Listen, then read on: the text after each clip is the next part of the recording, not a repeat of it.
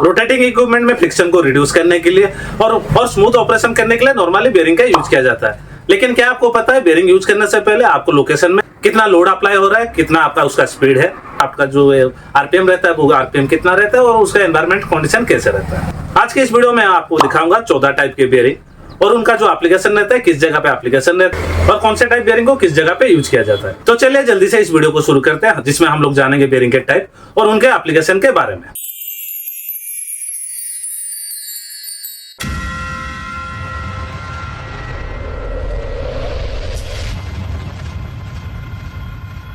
सबसे जो पहला टाइप का बेरिंग रहता है उसका नाम रहता है बॉल बेरिंग। उसके अंदर में छोटे छोटे बॉल रहते हैं, वो सब बॉल रोटेट करते रहते हैं, जिससे आपको बेनिफिट क्या मिलता है, आपका फ्रिक्शन को रिड्यूस करता है ये छोटे छोटे बॉल।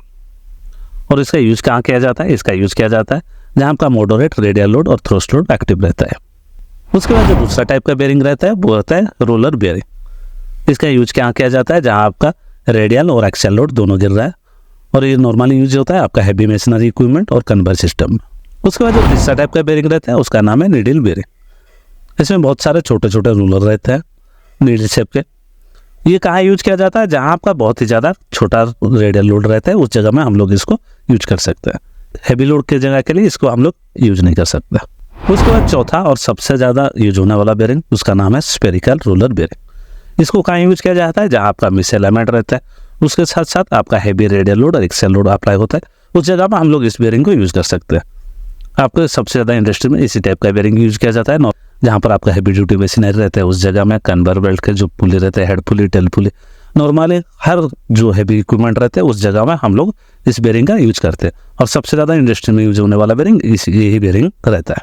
उसके बाद पांचवा जो बेरिंग रहता है वो रहता है taper roller bearing. Taper roller bearing जो रहता है उसको डिजाइन किया जाता है बोथ रेडियल और एक्सियल लोड को कैरी करने के लिए। नॉर्मली ये आइडियल रहता है ऑटोमेटिक एप्लीकेशन के लिए। और गियरबॉक्स में जो आपके शाफ्ट रहते हैं या तो गियरबॉक्स के इंटरनल जो पार्ट रहते हैं उसमें जो बेरिंग लगा रहता है उसमें नॉर्मली इस बेरिंग का ज़्यादा यूज किया जाता है। उसके बाद जो छठा टाइप का बेरिंग रहता है उसका नाम है सिलिंड्रिकल रोलर बेरिंग, और ये डिजाइन किया जाता है हाई रेडियल लोड को कैरी करने के लिए। इसका एप्लीकेशन कहाँ रहता है, इसका application normally industrial pump, machine tool और कंप्रेसर में रहता है। स्फेरिकल रोलर बेरिंग के बाद ये सबसे ज़्यादा यूज में आता है इंडस्ट्री में। उसके बाद जो सातवां टाइप का बेरिंग रहता है वो रहता है थ्रस्ट बेरिंग। इसको डिजाइन किया जाता है axial load, heavy axial load को कैरी करने के लिए। और इसका यूज कहाँ रहता है, इसका यूज इंडस्ट्री में रहता है, व्हीकल ट्रांसमिशन में रहता है, जो प्रोपेलर शाफ्ट रहता है उसमें रहता है। उसके बाद जो आठवां बेरिंग है उसका नाम है angular contact bearing. Angular contact bearing जो रहता है वो डिजाइन किया जाता है बहुत एक्सियल और रेडियल लोड को कैरी करने के लिए, और इसका यूज होता है इंडस्ट्री में, मशीन टूल में। उसके बाद जो नौवां टाइप का बेरिंग है उसका नाम है रेडियल बॉल बेरिंग। ये कहाँ की यूज किया जाता है, जहाँ आपका प्राइमरी रेडियल लोड अप्लाई होता है उस जगह में हम लोग इसको यूज करते हैं। नॉर्मली इंडस्ट्री आपका छोटे जैसे बाईसाइकिल, आपका इलेक्ट्रिक कार, ये सब जगह में रेडियल बॉल बेरिंग का यूज किया जाता है। उसके बाद जो 10वां टाइप का बेरिंग रहता है वो रहता है माउंटेड बेरिंग। इसमें क्या होता है, ये प्री असेंबली रहता है हाउसिंग के साथ बेरिंग का, क्योंकि ये सिंप्लीफाई रहता है इंस्टॉलेशन और मेंटेनेंस करने के लिए। इसका यूज कहाँ किया जाता है, नॉर्मली इंडस्ट्री में जो कन्वेयर रहता है उसमें, एग्रीकल्चर मशीन, ये सब जगह में आप लोगों का माउंटेन बेरिंग का यूज किया जाता है। उसके बाद 11वां टाइप का जो बेरिंग रहता है वो रहता है फ्लांज बेरिंग।